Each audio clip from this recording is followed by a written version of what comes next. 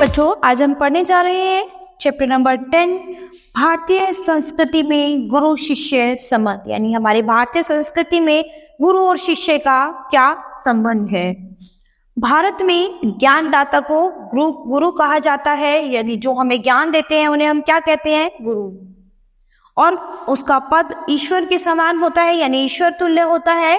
संसार जहाँ भौतिकवाद के प्रभाव में हर संबंध को अर्थ की तुला पर तोलने लगता है, वहाँ भारत में अभी भी गुरु की गरिमा एक सीमा तक बची हुई है।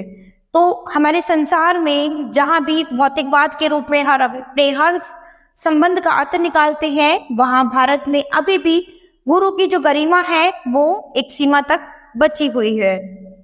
किंतु पाश्चात्य के प्रभाव में आकर हम उसे कहीं गंवा न दें, लेखक ने हमें इसी ओर सजग करने का प्रयत्न किया है। तो हम समय के साथ इसको कहीं न कहीं गंवा न दें, तो लेखक ने यहाँ पर इसी का सजग प्रयत्न करा है कि हमें इस संबंध को, यानी गुरु को भगवान के तुल्य ही समझना चाहिए। जिसे भारतीय संस्कृति कहा जाना चाहिए, वह आज भारतीय मानसिक क्षितिज में क्रियाशील नहीं है। आज एक प्रकार की अव्यवस्थित व्यावसायिक संस्कृति व्याप्त है, जिसकी जड़ शायद यूरोप में है। भारतीयों के सार्वजनिक व्यवहार में गुरु शिष्य संबंधों का भी तदनुरूप परिवर्तन हो गया है। यानी आज के समय में अगर हम देखें तो लोगों के व्यवहार में देखा जाए तो गुरु और शिष्य के संबंध में बहुत ही अंतर देखने को, परिवर्तन बहुत ही चेंज आ गया है पहले के अकॉर्डिंग। यहाँ गुरु वेतन भोगी नहीं होते हैं और न ही शिष्य को शुल्क देना पड़ता है। यानी ये आज के समय में ना तो गुरु ऐसे होते हैं जो वेतन भोगी नहीं होते हैं और ना ही शिष्य को शुल्क देना पड़ता है। पैसे देकर विद्या खरीदने का यह क्रय विक्रय पद्धति निसंदेह इस भारतीय मिट्टी की उपज नहीं है। यानी अब जो है वो पैसे देकर इस विद्या को खरीदने बेचने का काम चल रहा है, तो ये निसंदेह क्या है? हमारी भारतीय मिट्टी की उपज नहीं है। यहाँ शिक्षणालय एक प्रकार के आश्रम अथवा मंदिर के समान थे। गुरु को साक्षात परमेश्वर ही समझा जाता था, शिष्य पुत्र से अधिक प्रिय थे। तो यहाँ पर क्या था? तो शिक्षणालय यानी शिक्षणालय जो है वो एक आश्रम या फिर मंदिर के समान होते थे पहले, और गुरु जो थे उनको साक्षात भगवान की तरह समझा जाता था, और शिष्य जो थे वो उनके अपने पुत्रों से भी ज्यादा प्रिय होते थे। यहाँ सम्मान मिलना ही शक्ति पाने का रहस्य रहा है। प्राचीन में गुरु की शिक्षादान क्रिया उनका आध्यात्मिक अनुष्ठान थी, परमेश्वर प्राप्ति का उनका एक माध्यम था। वह आज पेट पालने का जरिया बन गई है। यानी पहले के समय में क्या था कि ये एक सम्मान का प्रतीक था। प्राचीन समय में क्या होता था कि गुरु की जो शिक्षा दान ये सब क्रिया होती थी, उनका एक आध्यात्मिक अनुष्ठान था और परमेश्वर प्राप्ति का उनसे एक माध्यम था। यानी गुरु और शिष्य का जो मिलन था वो एक तरह से परमेश्वर की प्राप्ति का एक माध्यम था।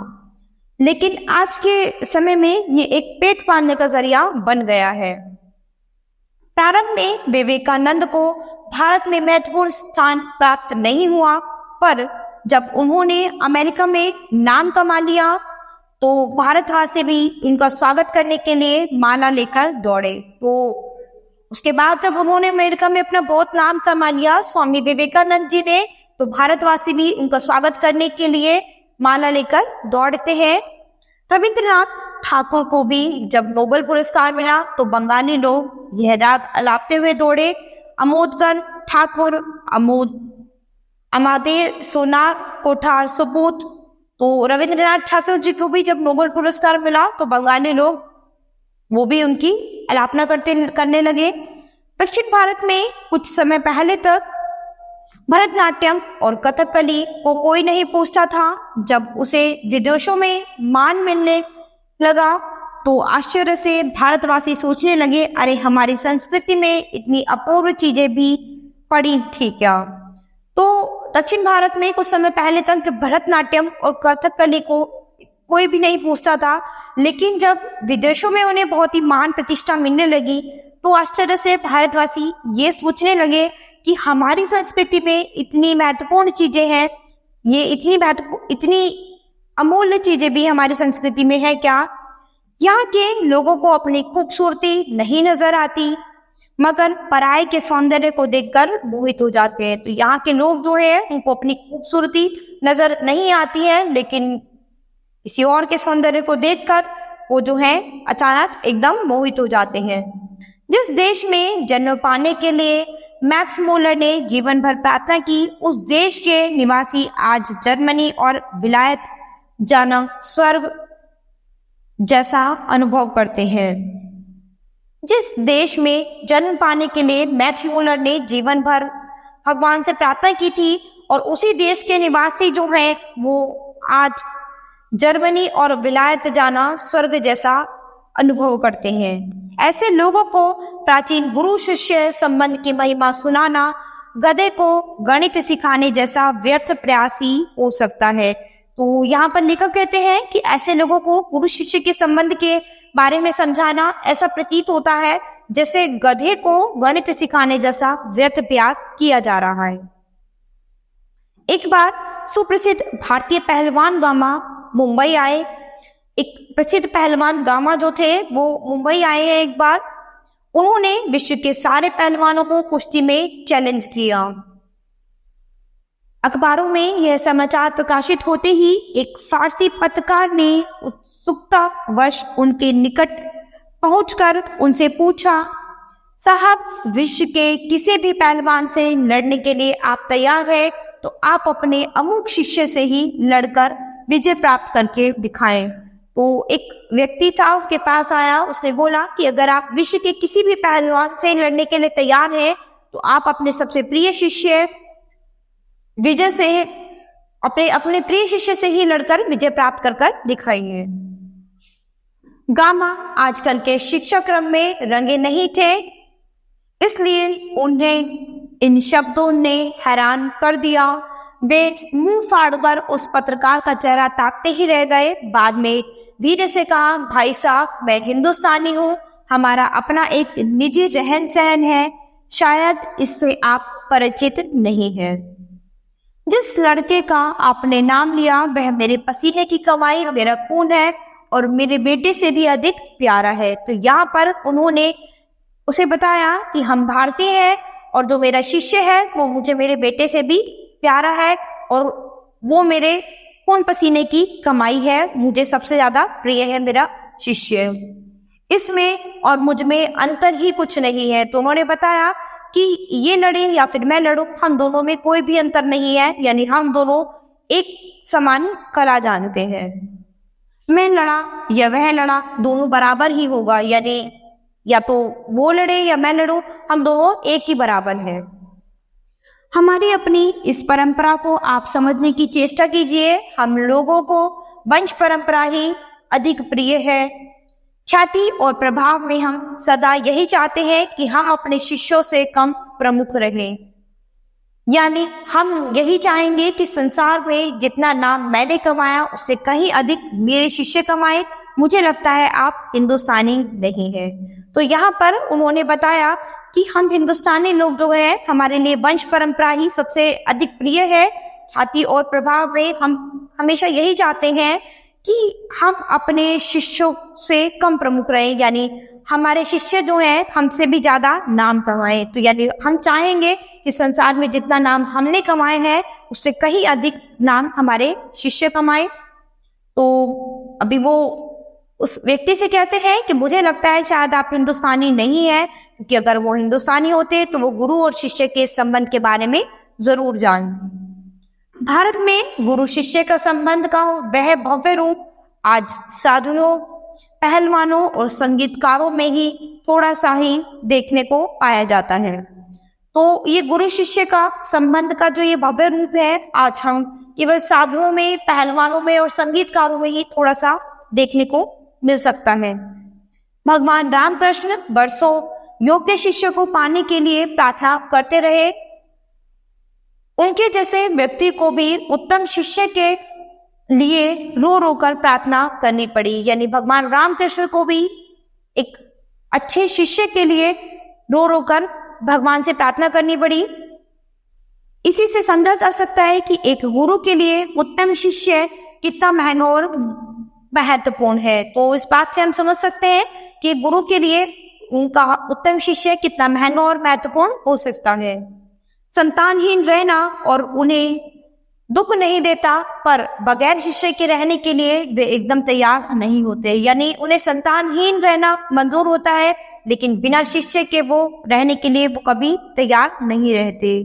इस संबंध में भगवान ईसा का एक कथन सदा स्मरणीय है। उन्होंने कहा था, मैं तुमसे सच सच कहता हूँ कि जो मुझ पर विश्वास रखता है, ये काम जो मैं करता हूँ वह भी करेगा, वरन इससे भी बड़े काम करेगा, क्योंकि मैं पिता के पास जाता हूँ। यही बात है, गांधी जी बनने की क्षमता जिनमें है, उन्हें गांधी जी अच्छे लगते हैं और वे ही उनके पीछे चलते हैं।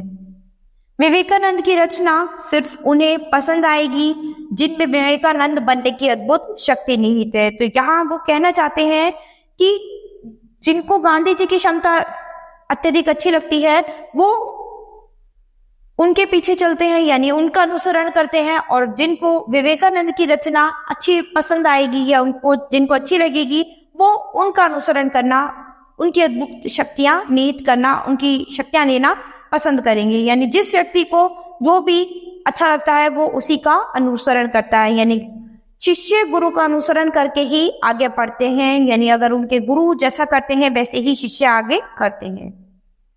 कविता के मर्मज्ञ और रसिक स्वयं कवि से अधिक महान बनते हैं। संगीत के पागल सुनने वाले ही स्वयं संगीतकार से अधिक संगीत का रसास्वादन करते हैं। यानी जो संगीत को पागलों की तरह सुनते हैं, समझते हैं, वही एक संगीतकार के रूप में कहलाए जाते हैं।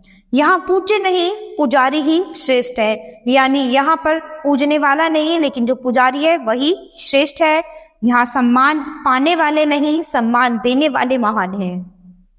स्वयं पुष्प में कुछ नहीं है, पुष्प का सौंदर्य उसे देखने वाले की दृष्टि में है। यानी फूल में अपना खुद का कोई सौंदर्य नहीं है, लेकिन जो उसे देख रहा है तो सौंदर्य उसकी दृष्टि में निहित है।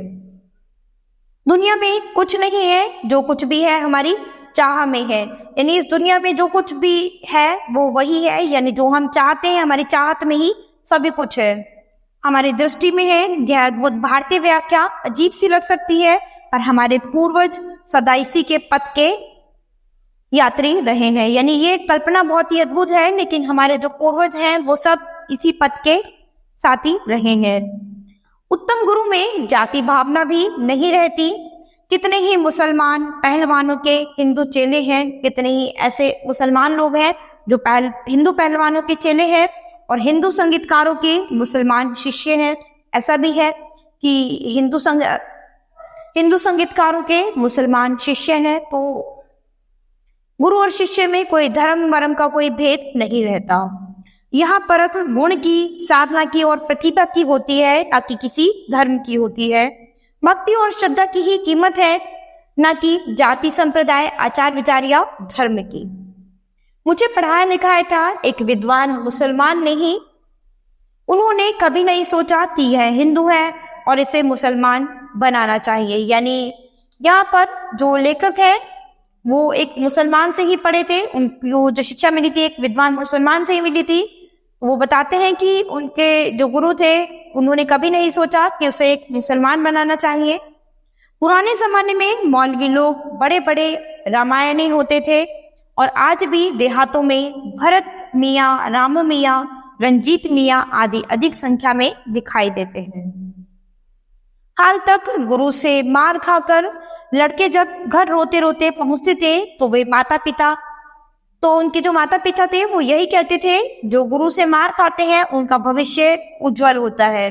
तो जब वो अपने गुरु से मार खाकर घर पहुंचते थे तो उनके माता पिता सब उनको यही तसल्ली देते थे कि जो बच्चे गुरु से मार खाते हैं उन्हीं का भविष्य जो है वो उज्जवल होता है। मगर आज गुरु किसी बच्चे को पीटे तो उन पर अभिभावक मुकदमा चला देगा, लेकिन आज के समय में अगर कोई गुरु किसी बच्चे को पीटे तो उनके अभिभावक जो हैं, उनके माता पिता जो हैं, वो उन पर मुकदमा चढ़ा देंगे। आज के गुरु के गुर भी सिर्फ सेवा लेने में ही चतुर है, देने में नहीं। उपनिषदों में आचार्य ने कहा सेवा देने की चीज है, लेने की नहीं। यानी सेवा करनी चाहिए, सेवा कोई भी लेने की चीज नहीं है, देने की चीज है। सेवा लेने के अधिकारी हैं बच्चे, असहाय और वृद्ध हैं। तो ये जो सेवा है गुरुओं द्वारा जो दी जाती है, उसके लेने के अधिकारी कौन है? बच्चे, असहाय और वृद्ध है। तो यहाँ पर गुरु और शिष्य के संबंध के बारे में हमने पढ़ा है। यानी गुरु और शिष्य का बहुत ही गहरा संबंध है। यानी गुरु को शिष्य जो हैं अपने पुत्र से भी ज्यादा प्यारे होते हैं, और गुरु अपने शिष्य में किसी तरह का भेद नहीं कर सकते। गुरु चाहते हैं कि उनके शिष्य उनसे भी ज्यादा महान बने, उनसे भी ज्यादा आगे तरक्की करे। तो ये चैप्टर बच्चों यही समाप्त होता है। अब हम अपनी नेक्स्ट क्लास में मिलेंगे अपने नए चैप्टर के साथ।